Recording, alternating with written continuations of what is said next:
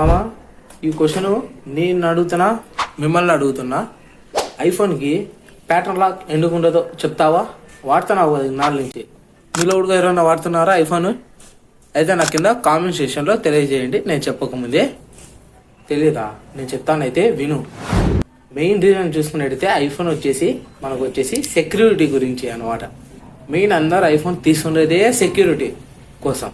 అలాంటి సెక్యూరిటీ మొబైల్లో pattern lock చేయడం వల్ల చాలా డిసప్పాయింట్ అన్నమాట. ఇది వచ్చేసి ఎందుకంటే హ్యూమన్ సైకాలజీ ప్రకారంగా ఎవరైనా సరే ఒక ప్యాటర్న్ టైప్లో మనం వచ్చేసి చూసినట్టయితే దాన్ని మనం వచ్చేసి సింపుల్గా మన ఒక మైండ్లో ఫీడ్ అవుతుంది అనమాట. అది వచ్చేసి అదే నెంబర్ టైప్ అనుకోండి, మనం ఎలా అంటే అలా నొక్కుతాం కాబట్టి ఒక నెంబర్స్ అనేవి గుర్తుకుండవు. దీనివల్ల మనకు వచ్చేసి ప్యాటర్న్ లాక్ అనేది ఇవ్వలేదు.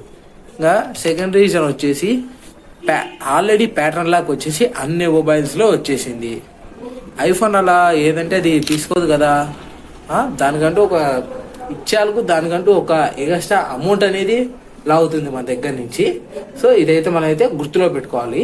దీనివల్ల మనకు వచ్చేసి ఐఫోన్కి ప్యాటర్న్ లాక్ అనేది రావడం లేదు.